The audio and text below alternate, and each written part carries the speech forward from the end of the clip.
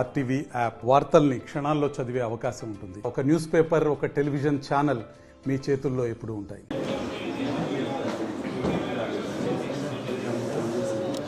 ఈ కార్యక్రమాన్ని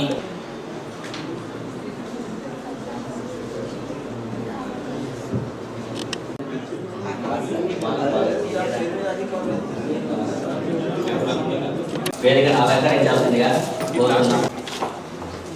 అదేవిధంగా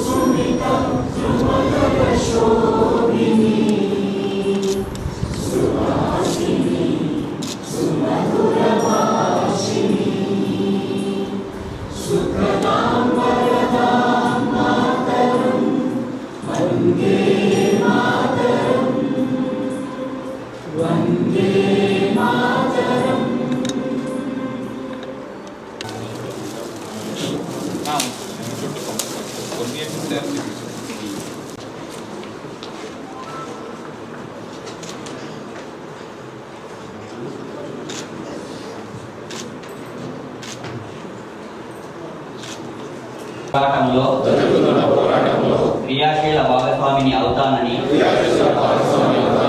నేను డ్రగ్స్ రహిత జీవన శైలిని అనుసరిస్తూ నాతో పాటు ఏ ఒక్కరూ డ్రగ్స్ బారిన పడకుండా ఉండటానికి కృషి చేస్తానని డ్రగ్స్ అమ్మకం, కొనుగోలు మరియు అక్రమ రవాణా చేసే వ్యక్తుల సమాచారాన్ని సంబంధిత అధికారులకు తెలియజేస్తానని హెల్ప్ లైన్ 14567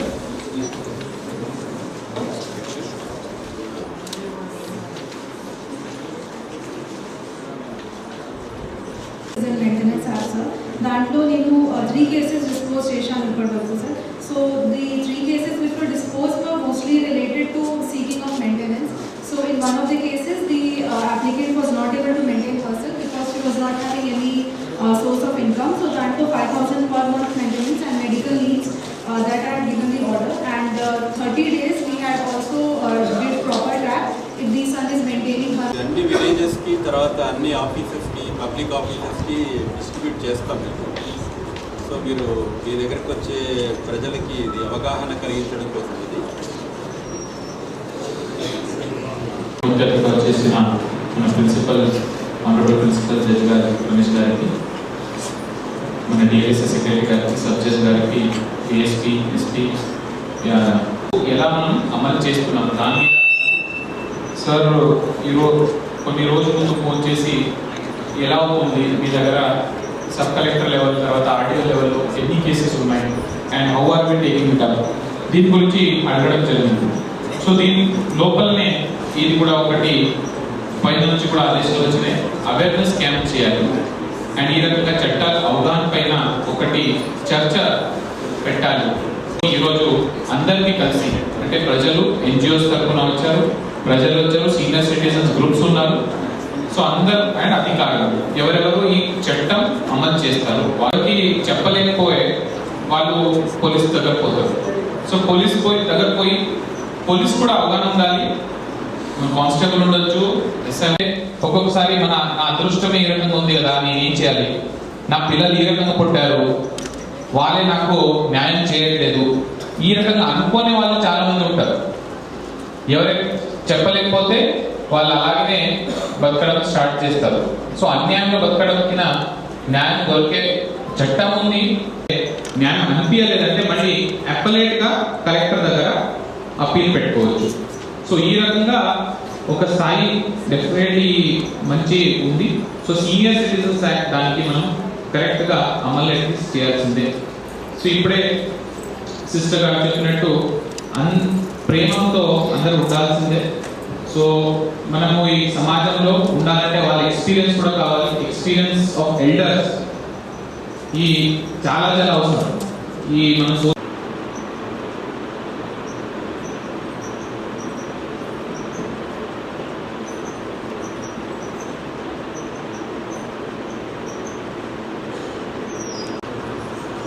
లక్ష పనులున్నా మానేసి మనకున్న దానిలో దానం చేయాలి. చివరిగా భగవంతుడి సూచన ఏంటంటే, కోటి పనులున్నా మానేసి భగవంతుడి ధ్యానం చేయాలి. We the people of India having solemnly resolved to constitute India into a sovereign, socialist, secular, democratic republic, and to secure all its citizens justice, liberty, equality, and to promote fraternity among all the citizens.